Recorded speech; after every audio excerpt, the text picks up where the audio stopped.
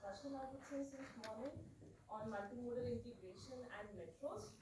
But I would also like to come back to the first A that I mentioned, availability. Availability of modes to enable multimodal integration. Mr. Shah also mentioned, touched upon this topic. So we don't talk much on buses, right? Ms. Thara mentioned in the morning that all we talk about is metros and buses. But I think we need to talk more about buses, more about paratransit systems, and then only we will be able to reach a certain level of multimodal integration. Definitely, all the pillars that have been mentioned for multimodal integration, they are fantastic. But the game starts. I would call it a game because it's a huge ecosystem, and we are still taking time to comprehend, as Mr. Shah mentioned, the whole system. So policy formulation is really critical. That is one. Then we also need to move probably a little away from infrastructure and investment financing, but look at something called result-based financing, wherein you look at outcomes, outputs, which will also enable blended finance. When we look at this approach, we can also mobilize probably private sector finance, and that is where probably a large audience that is sitting here and joining us, I think they can play a major role there.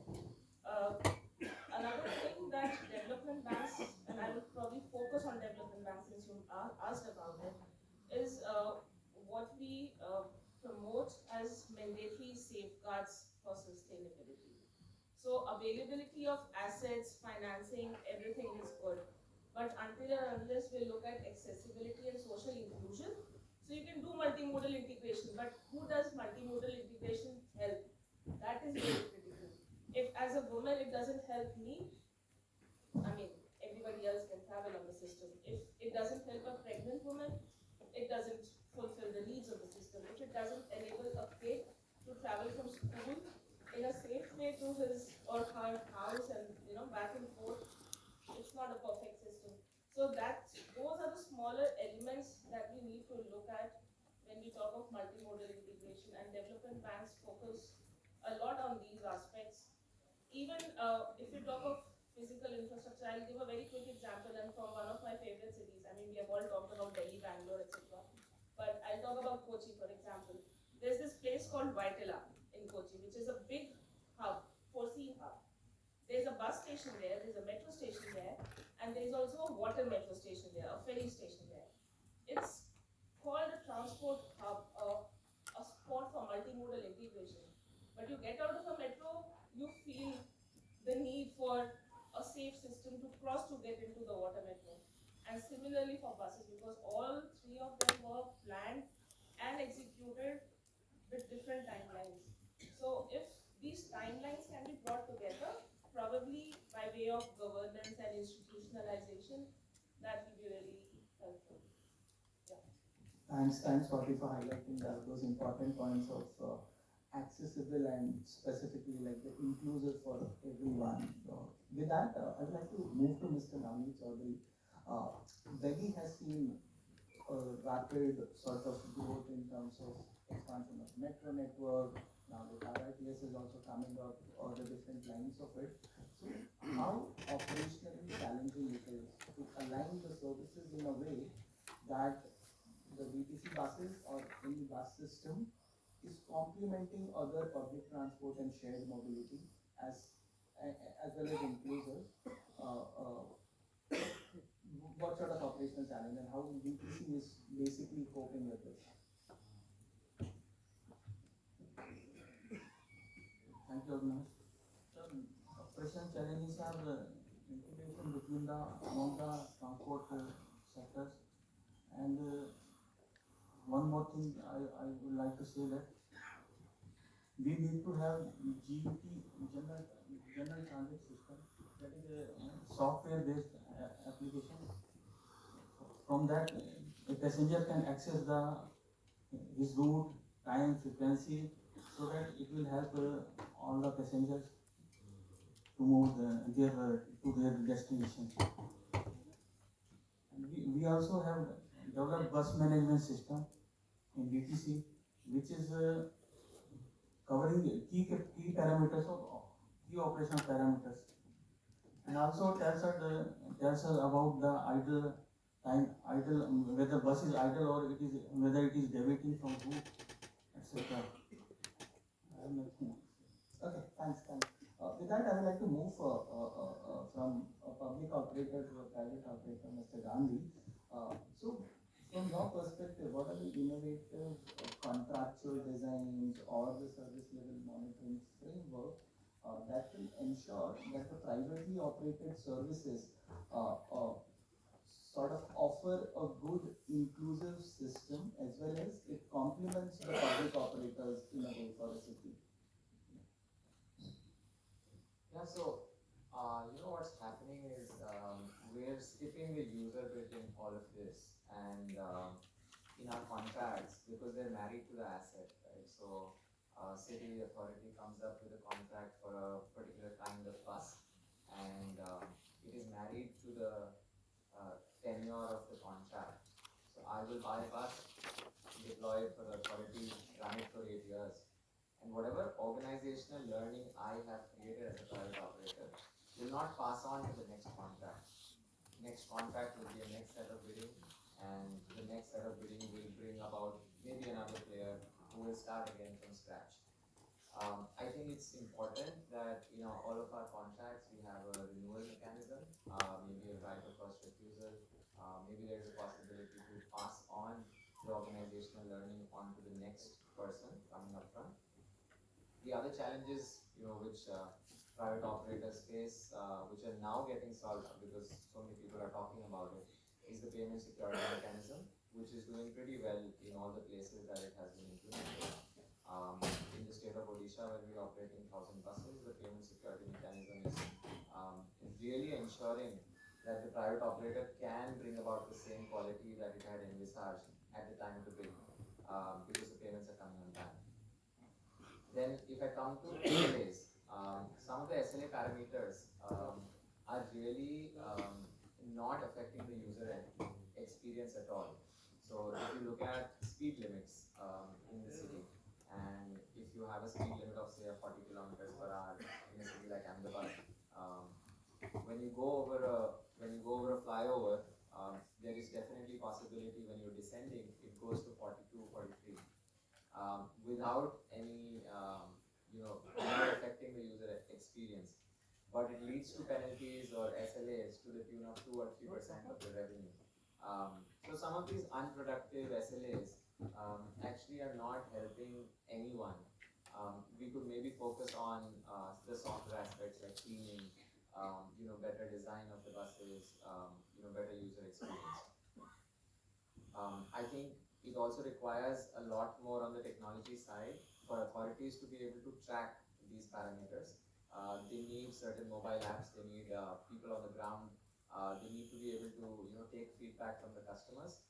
I think we developed something like this for one of our clients, the Gujarat State Road Transport Corporations, because they have 50 depots across the state, and in order to gather all the information from various depots about the customer feedback, it requires technology. It cannot happen on a paperwork or a file basis. I think those are some of the things that come to my mind. But yeah, I have to explain more. Thank you, Mr. Gandhi. With this, I will move to Venkat. Given your experience and over the years, what have you observed, where do you feel is like what is sort of hindering the data-driven planning and infrastructure creation that ensures multimodal integration? See, again, carrying forward with my earlier point of fragmentation, the biggest challenge that we see is when people or departments don't talk to each other. Forget about the private agencies sharing the data with each other. So, I just want to give you a quick example of what we try to do in Bangalore. We put up a mobility digital twin. I think as a first time experiment that we try to do, one of the big success factors what we have seen is there are multiple departments associated in running and operating a city, right? So we primarily were associated with traffic police. On every traffic challenge that you see that traffic police faces was associated with the different player. They are not responsible for the chaos by themselves, right?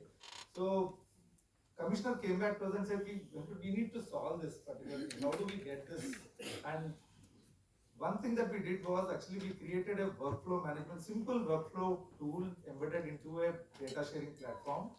What we did was a traffic cop, when he sees any problem, he picks up a picture from the mobile application, like for example a pothole or a vehicle breakdown or anything, and it directly it is linked up to the associated agency, and then the information is immediately sent to them. Right now, the ownership is on the entity to actually take action and then fix it up. Now, once it is fixed up, they are not saying that it is closed. Again, the traffic cop on the ground is actually reporting back, yes, it is closed or not.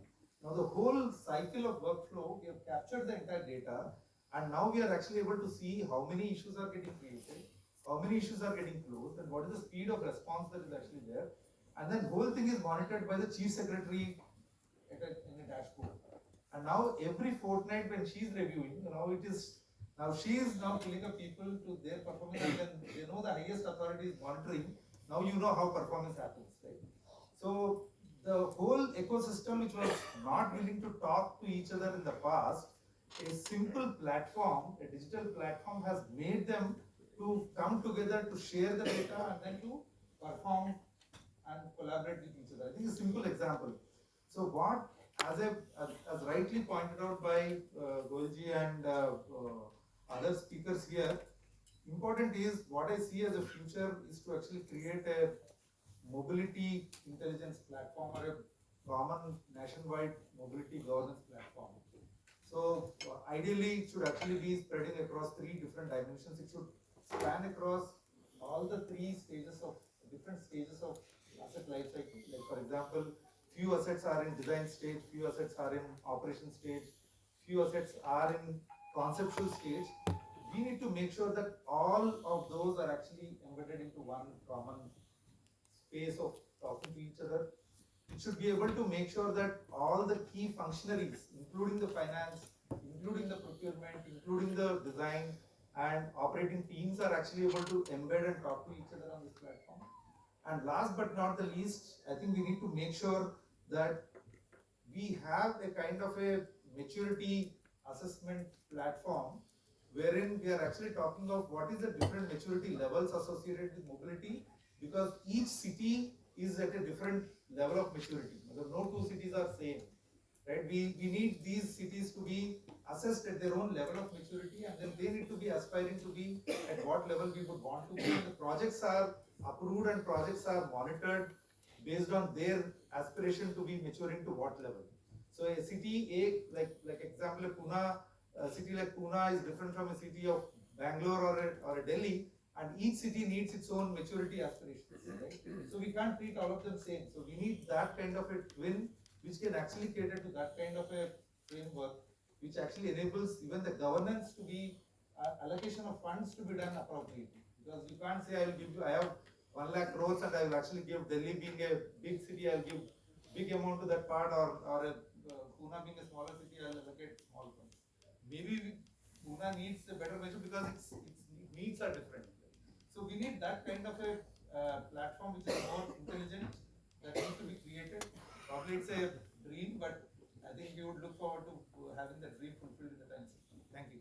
Hey, thanks, Mr. Venkat. So you highlighted like how important whatever the data we have, if it is accessible, if it is understandable for the authorities, and they can take a quick decision. So with that, Mr. Vijay, I'd like to bring you in. Venkat talked about how data can help. Similarly, there are different AI applications. So say for example, either a traffic sensing or a safety incident detection or a travel pattern. How do you think such AI applications can support city integrating the integrated sort of a multimodal thing, considering that Mr. Venkat highlighted different maturity levels of the city? Yeah, I think I'll take a little liberty before talking about AI, that technology per se has a role to play. At the planning stage, when you are operating and then identifying and enforcing your operational needs, there is a technology is needed everywhere.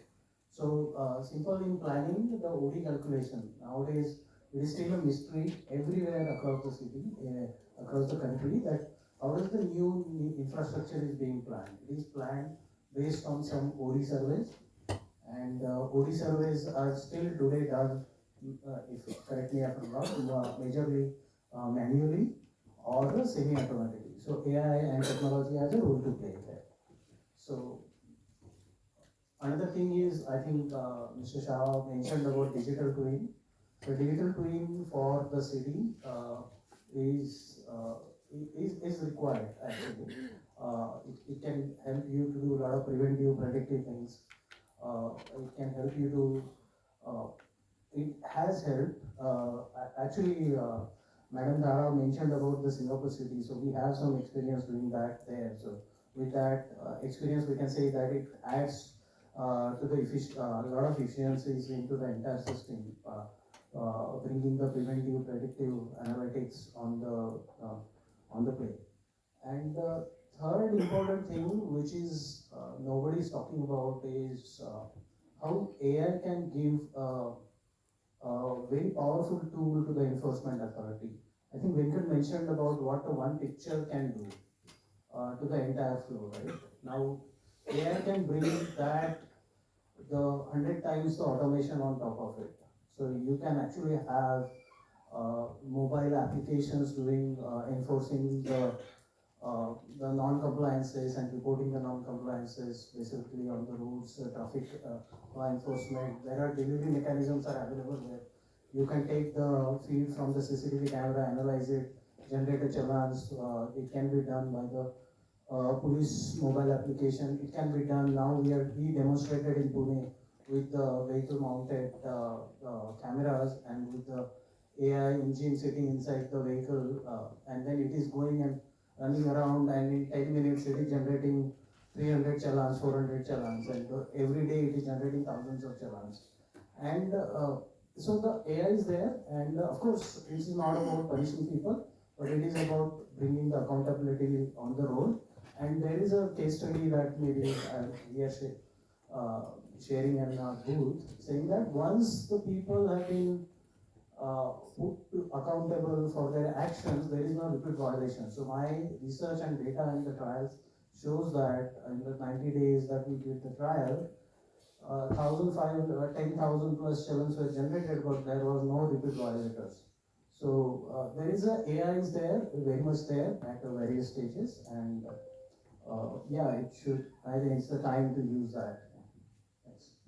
Thanks, Mr. Vijay. So you highlighted an important point, like we are planning a big network based on the OD survey, which is like the prerequisite for any sort of a planning exercise, but we're connecting it manually, and it is very important to identify mechanisms which can make it more sort of efficient.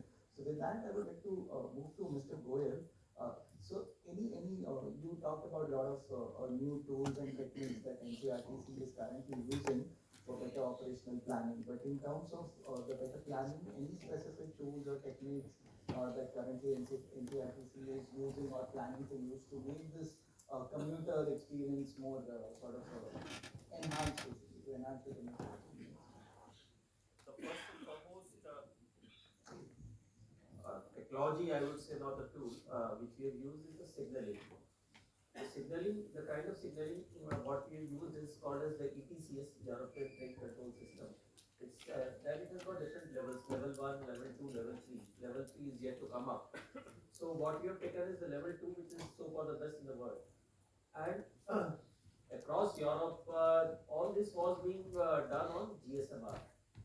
So there was no LTE. So what we have done is that all our communication, transmission, etc. is taking place on LTE 4G. So this makes the signaling system as well as the communication systems very fast. And as a result of this, we are in a position to run the trains at a headway of 3 minutes and at a speed of 160 kmph, one after the other. So this is very important, and right now we don't need such a frequency, but over the years down the line, maybe at 10, 15 years down the line, when we reach such frequencies, we don't have to change our signaling systems. Moreover, the important thing is that of this signaling system is that suppose we extend our corridor, we we get new corridors, then we don't have to worry, because in such a case, all these would be sort of interchangeable. The different kinds of signaling systems will be able to talk to each other. What from the user's perspective, why it is so important is that even in the worst of weather conditions, heavy rains or heavy fog, etc., the driver does not have to look for the wayside signals in front of him. He can just control the train by looking at the cab, and all this is possible because of the technology which has been used so far. And combined with that has been the project monitoring tools like Speed, which we developed in-house. In fact, which facilitates us to monitor each and every important step of the complete project, and we are able to find out that where are we lagging behind. So, and tools like BIMS, digital technology, digital twin, etc., common data environment, all these, when it comes to the overhead portion, when the trains get older, when the system gets older, and something goes faulty, suppose a wire goes faulty inside a ceiling, or a water pipe goes faulty inside a ceiling, and 10 years, 15 years down the line, no drawings would be available. But what we have done is that all this has been put in such a fashion that even 10 years, 15 years down the line, everything is available with you digitally. You are able to take care of all this, and there have been no sort of conflicts. Suppose I am going to lay down a water pipeline, I am going to lay down a electrical pipeline, I am going to lay down a communication network. So there is no conflict as such. So these kind of technologies we are using drones for maintenance, etc. We are using drones for sort of preventing thefts, etc., which takes place. So technology, of course, is going to be the in thing. AI has to be the in thing, and we are trying to use all these tools. We are trying to keep pace with whatever latest is happening across the world. Thank you, Mr. Goyal. Mr. Jones, same question, like, what are the different or advanced tools or technology that DTC is currently adopting? DTC is using the CCTV cameras in buses for the women's safety, and which is controlled by a central control room. A person deputed there use those cameras. And we also have done bus management system, that is software, which I already have told you. And another thing is route rationalization we are doing with IIT Delhi. So those routes which are parallel, buses are bunching at some place, we need to replace them. We need to utilize our bus transport system in such a way that people can use it efficiently. So apart from that route rationalization, we are working on NCMC, that is Common Mobility Card, which will be applicable in metro as well as in DTC buses. So we are working to integrate DTC buses with metro. Okay, thanks, sir. Mr. Gandhi, we all talked about like the technology, use of technology. For using the technology, the underlying thing requirement is the data part of it. And given that in all the cities there are various private operators who are currently operating, so what do you think, like, what incentive mechanism or a framework can ensure responsible and mutually beneficial data sharing between private and public operators? I think more than the incentive, the basis of the partnership should be trust. And if trust is available in the partnership, then data sharing will happen automatically. Now, what is happening is on every vehicle, both the authority and us as the private operator are putting their own devices in order to track them, in order to look at the parameters, around servicing, maintenance, etc. The operators are not sharing this with the authority because they don't trust them with the data. In case we share too much, they're going to penalize. And the authorities, they want their own devices because they're thinking the operators have some kind of device which will make them, show more kilometers on the bus, and maybe they will extract more revenue. I think the basis of the partnership, more than the incentive, should be the trust. Because we're both here to solve each other's problems. I think what a private entity can do in terms of cost efficiency, the public authority cannot do. and in terms of what the public authority can do in terms of infrastructure that the private entity cannot do for sure. So more than the incentive, the focus has to be on trust. But there are certain things that have been tried and worked very well. So in the city of Nagpur, we are working with Triple IT Bangalore. We use certain amount of, so we use these cameras on all the buses. Started sharing the live feed of all the cameras from those buses. And the city could then see on a real-time basis where are the potholes, where are the accident-prone areas, where are the construction, overflowing into the roads and blocking the footpaths. So this kind of data sharing can happen very easily. We are using those cameras for our safety, for the safety of the driver, for the safety of the passengers. But the same feed could be used for the city in order to unlock more data and more insight into the city. So something like this can surely come about. Thanks, Mr. Gandhi, for highlighting this, but allow me to ask you a follow-up question to this. You talked about the trust part of it. So my question would be, what will enable this trust building, if you could highlight? I think it's better communication. Communication surely leads to trust, and that's true for organization and true for partnerships. What's happening is you're looking at the service provider as somebody who is taking money from the authority, but the service provider is actually reducing the cost of the authority. So if I give you a classic example of when we started, public-private partnership for buses in the country, I think one of the first contracts which we got was the city of Ahmedabad. The bid for the entire operation end to end, including the capex of the bus, was around 45 rupees a kilometer. And when you compare that to what the government was doing at the time, I think they were paying about 70 rupees a kilometer just for the manpower for running their buses. So it's the amount of cost that we're reducing by bringing in cost efficiency. After that, in order to reduce your cost further, if you use SLAs and penalties to even further reduce the budget, then it's a system that starts in the wrong place, and then it leads to lack of trust. So I think it's better communication to understand what the service provider is there for, to understand the strengths and skills of both the parties involved, and then trust can be built. Thank you, Mr. Gandhi. With this, Mr. Venkat, we talked about the data, importance of data, how cities can basically use it. But at the same time, we do understand that there is a capacity gaps. So private players can come in, they can support government, but still we need that sort of an institutional capacity to sort of comprehend or use this data in a better way. So how can we address this challenge systematically? One of the important things is we need to bring the industry, academia, and the government coming together. It's a tripartite arrangement which is actually very essential, which is the only way forward I see that it can actually happen and sustain all the technological enhancements or deployment that we're doing across the mobility ecosystem. While we say that, I think it's also important that the technology is changing the space very drastically and dramatically. It is actually changing, and the capacity or capabilities that we talk today are more relevant for tomorrow. So I think keeping that in view, I think what is important for us is to authorities to retain their talent or the people that they have and make them more technologically aware.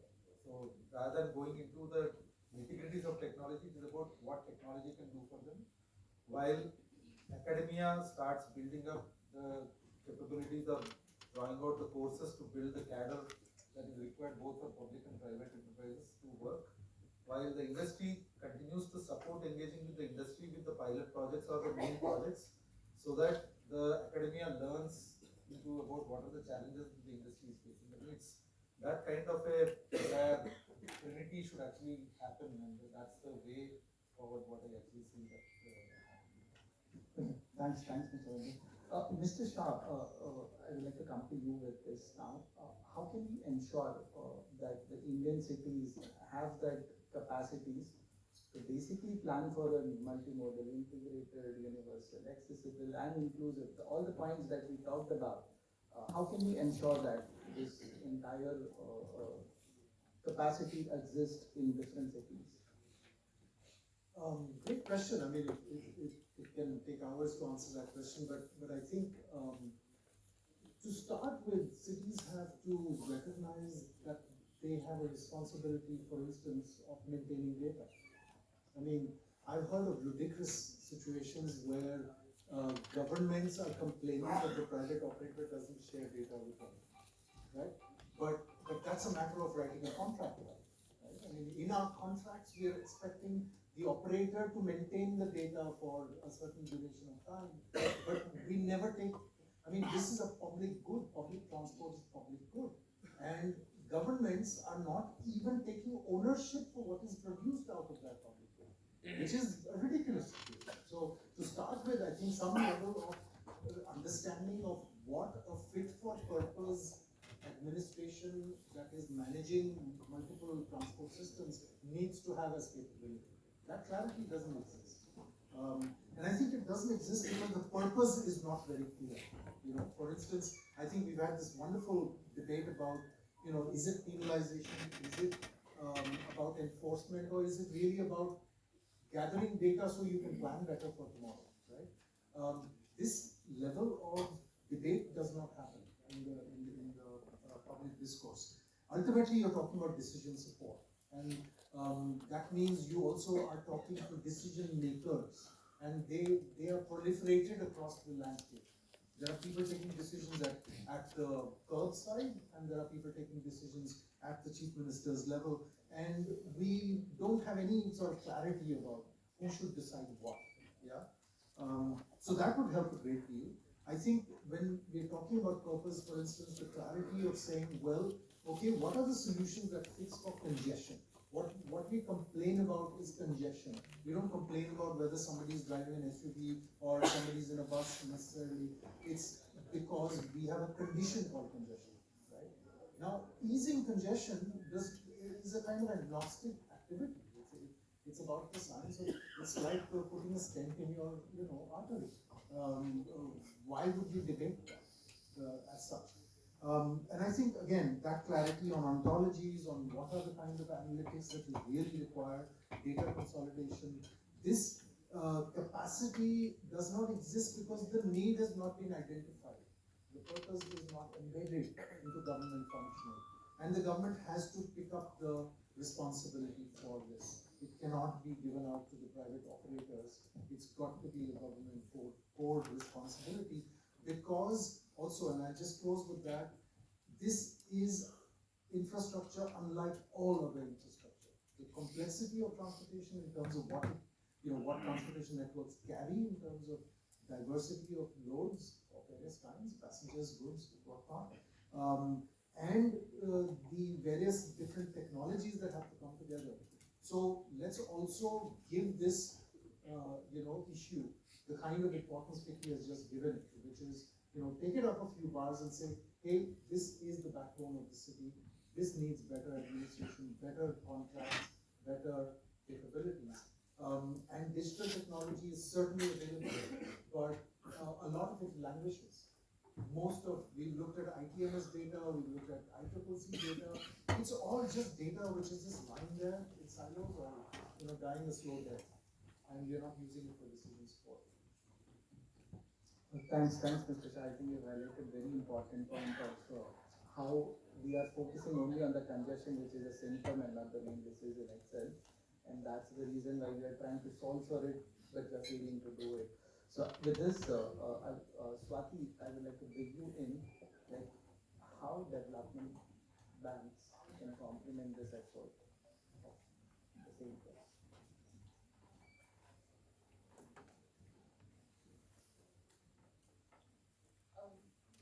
Probably picking up a few points from what different panelists talked about, data, skill, contracts, different systems, technology. Bringing all of these together, it's a huge task. And as a development financial institution, when you work with an authority, this is also the task or dilemma that a authority has. It's great that NCRTC, when NCRTC started with RRTS, it was a very small lean organization growing itself. But today it has scaled multifold, and now looking at more corridors also. To address all these questions and to take an example of probably RRTS, to address all these aspects that have been talked about by the panelists, probably first thing is to develop the capacities, the structure of the authorities or the organizations that are implementing the systems, that are providing the services, to the people, be it by themselves or in partnership with the private sector. For example, NCRTC has teamed up with DB for operations, and there is also an aspect that Mr. Gandhi was mentioning about, right? So all these aspects will be taken care of once the implementing authority is strong enough. How does that happen? You have seen, we hear of a lot of attrition, a lot of new authorities coming in, so people moving in and out. So you keep training people and then they move out. So retention of the capabilities, the talent is really critical. But apart from retention, what do you do is institutionalization of everything that we have been talking about. The sense of accountability, the sense of implementation, the sense of having a purpose to cater to the masses, to the public as a service is really critical. So that's also something that financial institutions work towards, strengthening the organizations in a long term. That is really critical. But I would also probably shift a bit from what I was talking earlier. I talked a lot about inclusivity and softer elements, but that's not all what development banks are about. Development institutions, development financial institutions are very keen to support the authorities, the private sector itself also, in terms of technology transfer from global partnerships, uh, data institutionalization, systems thinking, analysis, etc. Those are really critical elements, and financial institutions would really support these because these are the way forward. Some of the technologies may be tested. For example, in RRTS, the signaling system, Euro Level 2, it has been used for the first time. But now, other institutions in India, for example, for the Bangalore Suburban Railway, they are also exploring a similar system. So, the scaling up or the outreach of these systems is really critical, which also the development institutions bring about through peer-to-peer learning, etc. And another thing which is also critical, probably two more points and then I'll wrap up, is bringing in the pilots, new systems, new technologies, new mobility systems is really critical to bring about. And the third and the last one is mobilizing private sector. That is again something that institutions can leverage by partnering with development finance institutions as well to the financial requirements, the investment requirements in every sector, especially climate related mobility is huge, and only financial institutions or governments will not be able to take care of that. So here, mobilizing private sector finance is really critical, and that's something we all can do together. Thanks, Swati, for those remarks. I think I've got a message to please conclude the session, so I won't be able to open up the floor for the questions. I would like to thank again all the panelists for taking up time for this discussion. Thank you, Thank you, speakers, for so our insightful contributions. And maybe please have a group photograph. For the next? You're on the panel? Okay, I was wondering. I thought you were such a cushion manager.